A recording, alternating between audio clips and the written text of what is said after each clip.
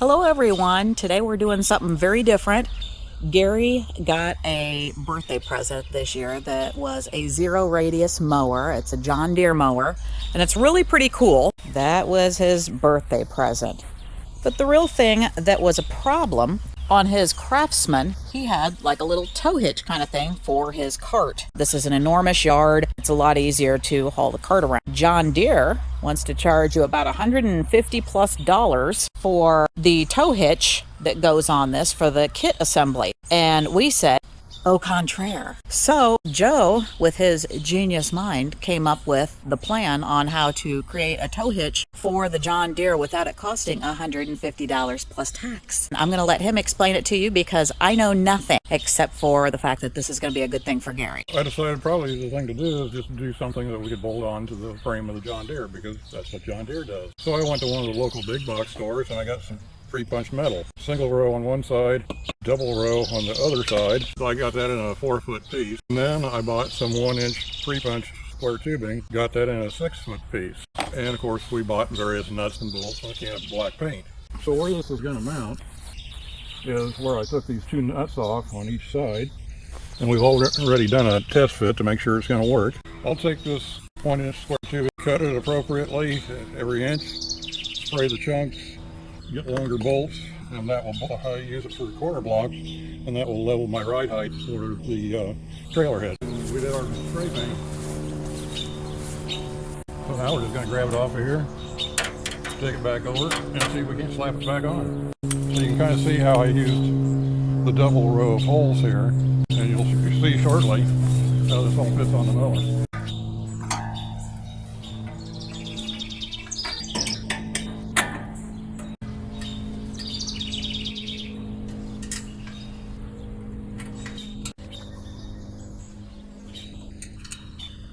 So now is this something that he should take off when he's not using it so that it doesn't get hung up on something? It probably won't get hung up on anything because the form factor is pretty small and it'd be a lot more handy just to leave it on.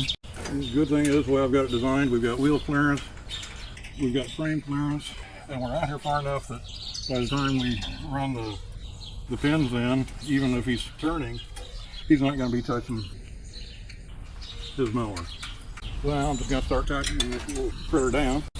And nothing fancy. These are, John Deere just supplies these 1/2-inch bolts that have the little nylon bushings up on the top of the nut, so that keeps it locked in place pretty nice. And I'll tighten this a little bit at a time until we get it all leveled up. This is not a true part for this mower. No, and their mower attaches to the same frame, just in a slightly different location. This is actually a handier location than what they chose. So this is a try it at your own risk. We are not John Deere professionals. We were just trying to do something that was way less expensive because he needed a good big mower for this enormous yard, but at the same time, $150 for just the little piece of metal to tow his cart around was just stupid and unnecessary. So we wanted to come up with a way that was a lot more economical and yet still safe for his cart for towing things around. This is redneck engineering at its finest. This tubing was pre-punched, and since I didn't have a welder, this is kind of like second best. Now it seems like it sits back a lot from, it kicks clear back. Is that because of the tongue of the cart? Tongue of the cart, because if you've got the cart and you're backing up, for example, and you have the cart turning at an angle, you gotta remember you got a distance from here to the corner. If you move that in, you have the potential of scratching up the back of your mower. That actually looks pretty sharp on there. Approximately what did that cost you for those 2 pieces of metal? $38 instead of $150. Instead of $150. Nice. Obviously, if the redneck engineering does any sort of damage to the mower, it's going to void the warranty. Build at your own risk. But we thought this might be helpful for other people who just don't really have $150 to throw away for an occasional use. He probably uses that cart maybe twice a year. To spend major dollars just did not make sense when it was possible to do something way less expensive. But this mower is phenomenal for him. And he had a really, really nice Craftsman rider But it was smaller than this by a little bit, and this was going to get his yard done a lot faster. Gary was very excited about his birthday present. Usually he gets to go to Disney. This is his action ride that he gets for right now. This is his thrill ride. Yeah. He's up there on the porch with Jaja. You might want to take a picture of that little L bracket here, just so people can get an idea of how we put it on there. It looks like L. It does look like L. Looks like pre-punched L. Yeah, so you might not be able to stand on this back bar, but you certainly can pull a little utility trailer that won't have hardly any tongue weight on it, and maybe pull 200, 300, 400 pounds at the most. So it's a different day. Gary's cart is all working and great now, and he's taking me for a ride. Because neither one of us are very mature. Redneck engineering at its finest. But it actually works. As long as it works, it saved $150. Quite honestly, that's all that matters.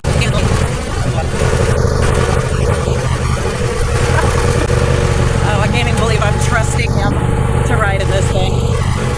This is not smooth. Hey, let's turn this thing around. This is not very smooth. Hey.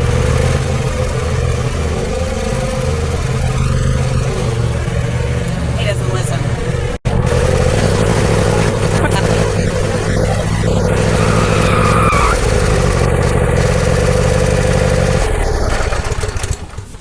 Whew, that was so smooth. Whew, what a casual ride that was. Good Lord. That was like riding on Primeval Whirl at Animal Kingdom. Let's check it and see what they did. All right, so anyhow, a different day. There was a piece that they needed in order to finish the redneck engineering for this Carte blanche. Cartwheel. Visual. Cardiac or buttress. hitch, for this cart hitch. So there was a couple parts that he needed. It was actually the same part, but he needed one for each side. So it's a different day and we're down here and he put it all together. You want to explain what you did here? Originally, this crossbar was clear up here where the little chunk of square tube is. Sure. So we just bought some longer bolts, just a piece of black iron pipe. This is already kind of sort of painted. Just bolted it on there. So it's very sturdy. Very sturdy, and if you look, now the hitch is all level. Before it wasn't. Gary's always just used a long bolt, so we didn't change anything there. We just used a long bolt. So it's not actually fastened, it just slips in there? It just slips in there, it's just a slip pin. So what's the point in the washers then? It keeps the head from going through the tongue of the trailer. Standing back and checking it out, it's pretty level. Yeah. Almost 100%. Of course, he's not even on the level ground, so. Exactly, so I mean. This cart was red, but since he got a new mower that's a John Deere, the red looked really stupid with it. That was a pretty good happy birthday present for you. Yeah, absolutely, and you know, the flat black trailer looks great. Yeah. It's a wonderful carnival ride for people with red hair. No, it was pretty rough. Oh, it was beating me up. So once again, this is homegrown engineering. This is not something that is approved by John Deere. This is somebody who didn't want to spend $150 on a tiny tow kit for this mower when less than $50 took care of it.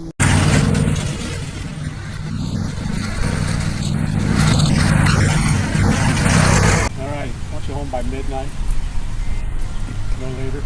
Now, ladies, start your engine.